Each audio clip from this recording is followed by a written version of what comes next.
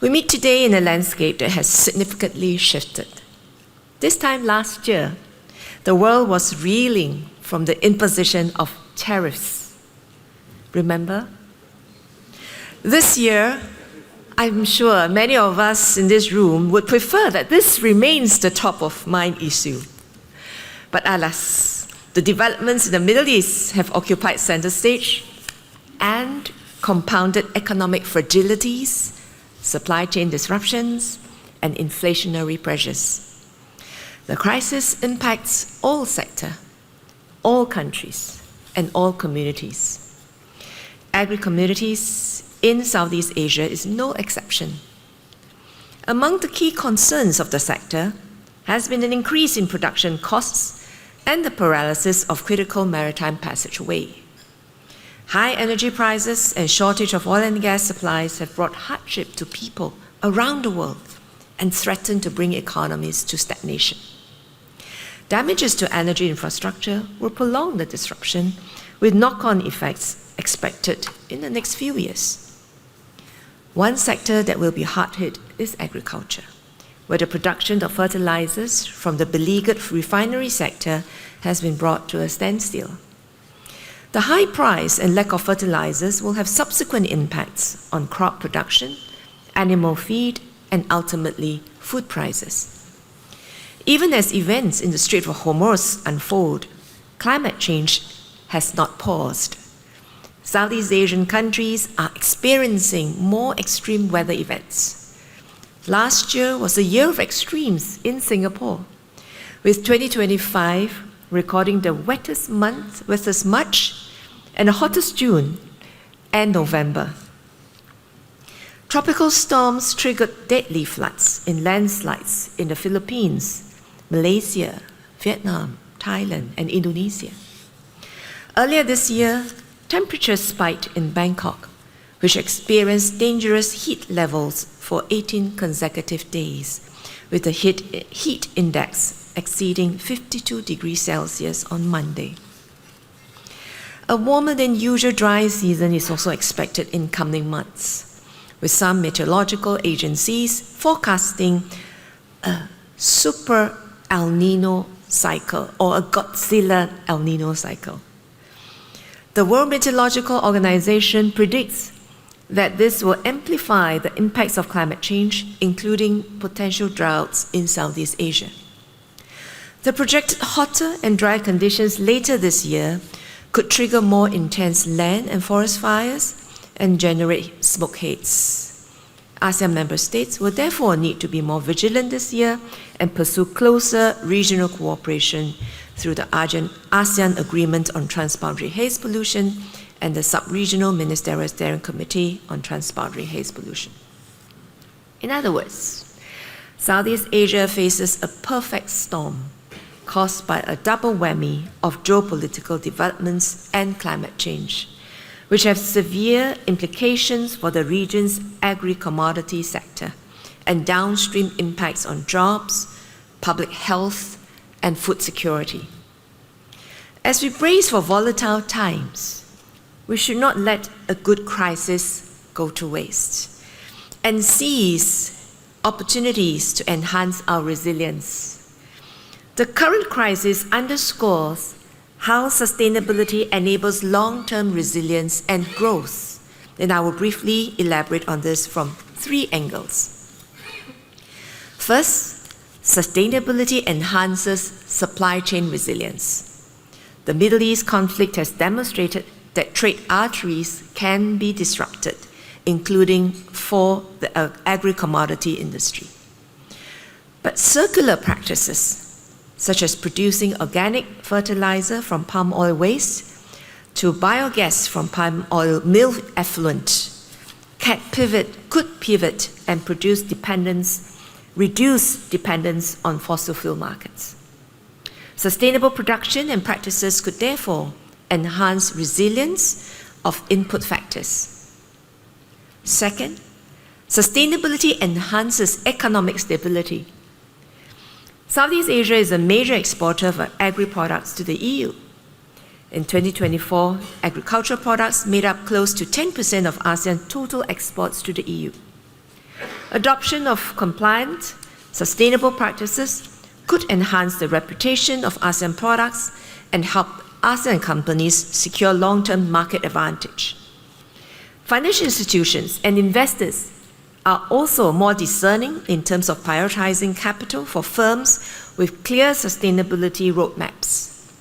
As such, sustainable production is not only about regulatory compliance, but also about access to market and capital for investment and innovation.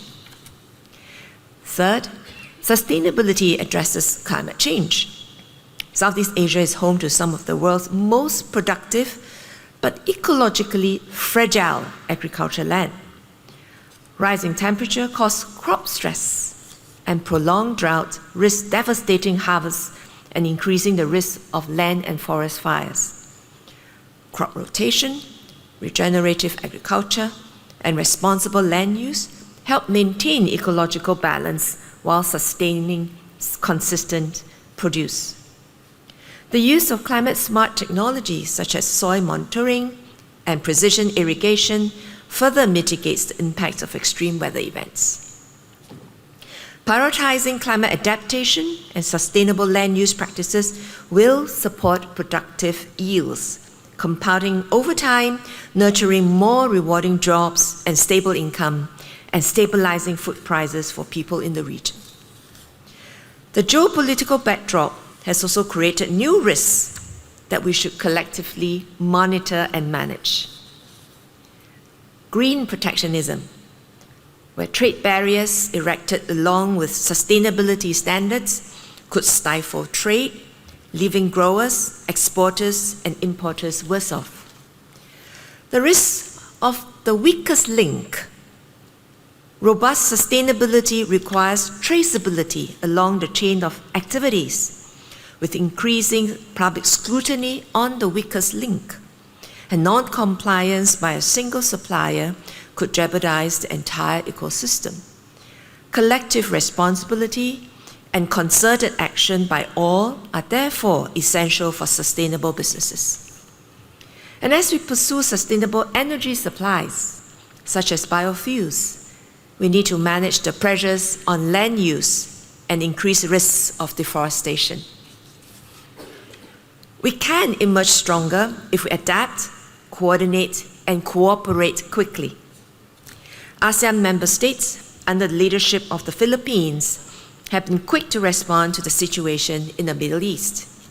Last week, ASEAN convened a special ASEAN Ministers on Agriculture and Forestry meeting on the latest situation in the Middle East. The members adopted a statement to reaffirm the importance of regional cooperation to safeguard food security and agricultural supply chains through open markets and avoidance of trade restrictions. The meeting also reaffirmed the ASEAN Trade in Goods Agreement, ATIGA, which ensures the continued flow of essential goods, food, and fertilizers. Similar discussions have been undertaken by both the ASEAN economic ministers and ASEAN foreign ministers, calling for freedom of navigation, avoiding trade barriers, and watching for impact on food systems. Singapore will continue to work with ASEAN member states through the ASEAN Agreement on Transboundary Haze Pollution and the Sub-Regional Ministerial Steering Committee on Transboundary Haze Pollution. We should remain vigilant to the heightened risk of haze this year in view of the warmer than usual dry season prediction. In ASEAN's collective endeavor for sustainability, another consequential opportunity for the region is the development of an ecosystem to unlock green economy opportunities, enhance resilience, and accelerate decarbonization.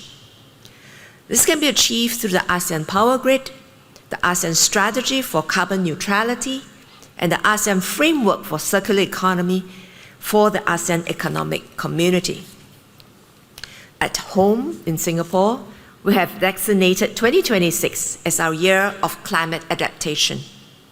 We're developing a comprehensive national adaptation plan involving the public, private, and people sectors. We launched the Singapore Food Story 2, a refreshed food security plan with sharpened strategies to secure our food sources. It includes a new pillar on global partnerships to increase mutually beneficial arrangements with countries to strengthen resilience of food trade.